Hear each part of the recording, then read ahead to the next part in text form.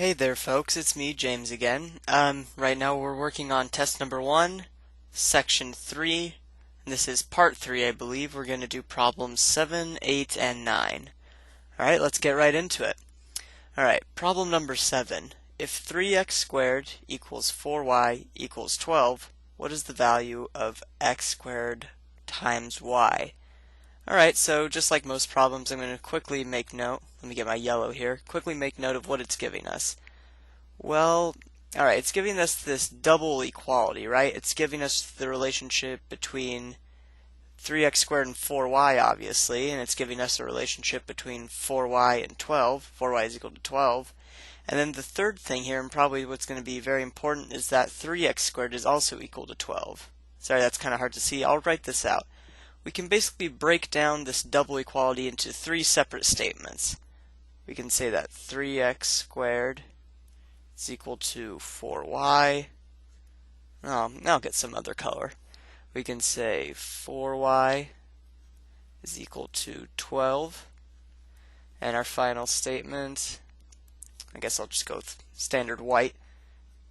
3x squared is equal to 12.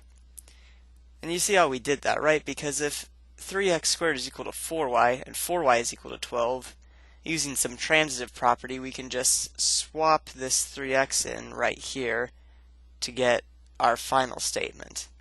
So if I said something, you'd agree if I said something like 3 is equal to 3 is equal to 3. That all makes sense, right? And I can connect these two, or these two, or these two. I'm all just saying the same thing, and this looks really obvious since they're all the same number. But that's all this statement right here is saying. These 3 separate terms are all the same number, which in this case is 12. Alright, so I wrote down what it gives us. Now, what does it want from us? It wants the value of x squared times y. So, just keep track.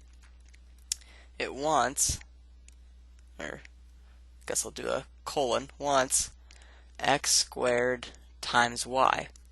Alright, so let's see if we can get that out of here. And so some people might be confused by this x squared. We're going to just be treating that as a single variable. So we could imagine that x squared is kind of in its own box and y is in its own box. I think that'll make the problem a little bit easier to deal with. Alright. Well, looking at our first equation right here, this isn't really going to get us anywhere, is it? Because if we have no number, we have variables on both sides. 2 different variables, we're not going to be able to actually solve for anything. So I'm not going to deal with this guy right now. I'm just going to move on to our second guy. Alright, 4y is equal to 12. That looks like something I can work with because I want to get y, right? If I can get the value of y and I can get the value of x squared, multiply those 2 values, I'm going to get my answer. Alright, so 4y is equal to 12. Just divide by 4. Y, we're left with the y on this side. 12 divided by 4 is equal to 3. Alright, well we've got half our answer, right? We wanted what y is going to be equal to, so that's going to get us 3. Now what are we going to multiply it by? Let's see if we can get to that. Okay, once again this yellow equation really isn't doing much for us. I mean, I guess it could if we wanted to plug in 3, but you know, it's just as simple just to go straight to this white statement here. Alright, 3x squared is equal to 12. And remember, we're going to treat this x squared as one variable because we're not actually looking for x. In the answer, we're looking for an x squared. Alright, so what I think we should do, divide by 3 on both sides. These 3's cancel out. You're going to get an x squared is equal to 4. And that's the second half of what we're looking for, right? 4 times 3. Just some simple arithmetic, that's going to be equal to 12. It looks like that's our choice D.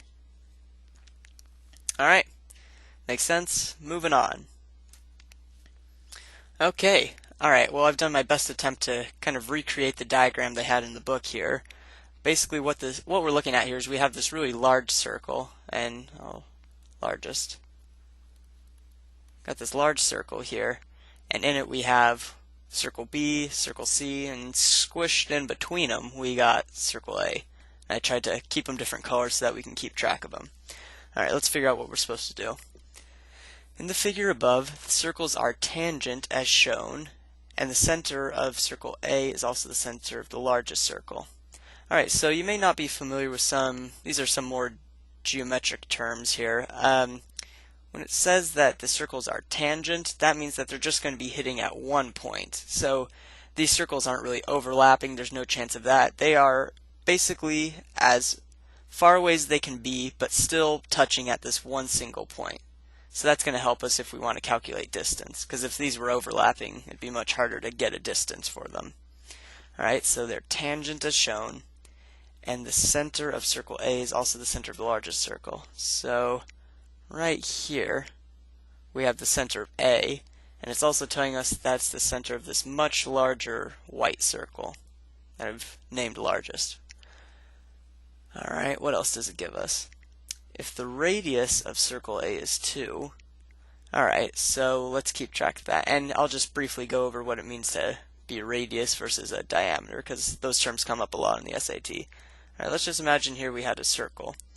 And this circle, if we had a line that went straight through the middle of it, and it was a straight line, went straight through the middle, we could say that, I'll get a different color here, we could say that this part right here, from the center to its own edge, this is what we call the radius. Now the diameter, which it's not talking about in this question, but it's very closely related to the radius, as you're about to find out. So what if we took this whole line, the length of this entire line, so basically 2 times the white part, that's going to be known as the diameter. And sometimes, if you find the radius, they'll ask you for diameter, sometimes the other way around. So we'll just keep a little relationship. The diameter, as you might have guessed, is going to be, I'm just going to abbreviate, it's going to be 2 times r, which is the radius, right? That makes sense. If we have this half of the diameter as the radius, then just 2 halves should be the whole diameter. Alright, and there's our equations about circles that we might get into later that are going to use the radius, so it's important to know how to find it. But for our purposes today, all we're dealing with is just what it means to be a radius. So it's saying the radius of circle A is 2. So that means from the center to the side right here, I guess I'll use something a little bit clearer, this distance right here is 2. Alright, the radius of circle B is 4. Okay, so now let's look at this guy right here. I'll put the center, I'll estimate it. That looks about right. Alright, the radius from that is 4. So that means it's going to be 4 in this direction, right? Because half of this line here is going to be the radius. Now another thing that's important is that the radius is exactly half the diameter, right? So I should be able to also say that I'm not very good at drawing braces. This is also 4. Just like over here, this is also 2. Okay? Now let's see. And the radius of C is 4. Okay, so basically C and B are the exact same size. So I'm just going to make a quick note. This is 4, and this is 4. Alright, so I think that's all the information it gives us. What is the radius of the largest circle? Alright, so what it wants to know, I guess I'll use blue for this. It wants to know what's the distance from here all the way to here, or vice versa. Not sure if I'm using that right. Distance from A, or the center of A, all the way to the end that way. It really doesn't matter. The radius, actually, there's an infinite number of radiuses. There could be one there, one over here, all the way to the end. But the easiest ones to calculate are obviously going to be the ones that are connected to B and C, since we have some distances there. Alright, so I think just some simple addition could get us the radius for this whole guy. Alright, so if we know it's 4 this way and 4 this way, I'm just going to choose the first direction we went with, going this direction. What's the radius? Alright, so if I'm going along, I know this distance right here is 2. We already established that. Keep going, I go another 4 to get to the middle of C, and I finally go another 4 to get to the end. So in the end, what did I have? I went 2 to get through A, I went 4 to get to the middle of C, and another 4 to get to the end of C. In the end, that should get me 4 plus 4 is 8, plus 2 is 10. And I think 10 is going to be a solid choice.